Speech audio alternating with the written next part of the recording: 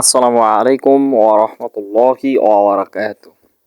Today with twin YouTube চ্যানেলের পক্ষ থেকে আপনাদের সবাইকে স্বাগতম। সম্মানিত ভিউয়ার্স, দেখুন কালি রিফিল পরবর্তী যে সকল কাজ রয়েছে সেগুলোকে আপনি খুব অল্প সময়ের মধ্যেই আবার সেট আপ করে নিতে পারবেন। আমি একটি ব্ল্যাঙ্ক ওয়ার্ড ফাইলে আসলাম এবং এখান থেকে প্রিন্টিং প্রসেসের জন্য প্রিন্ট অপশানটি সিলেক্ট করে নিলাম।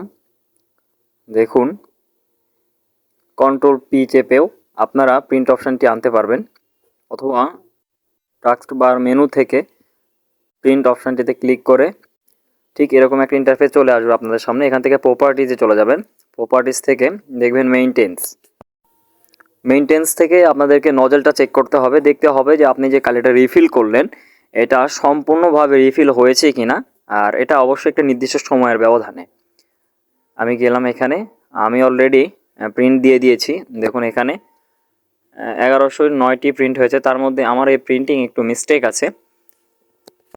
এখানে পাশাপাশি দুটি বক্স রয়েছে, যেখানে একটি ব্ল্যাক কালির জন্য বক্স এবং আরেকটি তিনটি কালার কালির কম্বিনেশনে।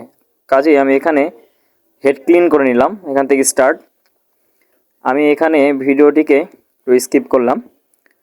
হেড ক্লিনে যদিও আপনাদের অবশ্যই অনেক সময় নেবে, তো আমি ভিডিওটিকে স্কিপ করে আপনাদের সামনে তুলে ধরার চেষ্টা করছি।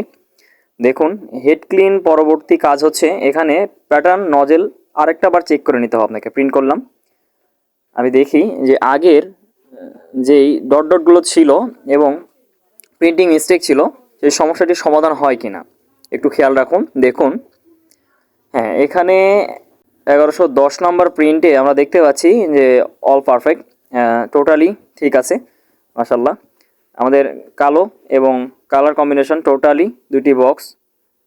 আগে দেখুন 1109 নম্বর প্রিন্ট ছিল, ভাঙা আসছিল কালিগুলোকে, দাগের মাঝে ডট অবস্থা দেখতেই পাচ্ছেন আপনারা, একটু খেয়াল করুন।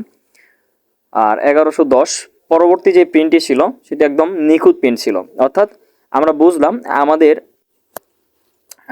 রিফিলটি খুব সুন্দরভাবে এবং সফলভাবে কাজ হয়েছে আর কি, যার কারণে আমাদেরকে আর নতুন করে কোনো প্রিন্ট দিতে হচ্ছে না, নজলকে চেক করতে হচ্ছে না। সাথে থেকে সময় দেওয়ার জন্য আপনাদেরকে অসংখ্য ধন্যবাদ। দেখুন, খেয়াল রাখুন এবং আপনারাও চাইলে এইভাবেই আপনারাও কাজটি করতে পারবেন। Thank you very much.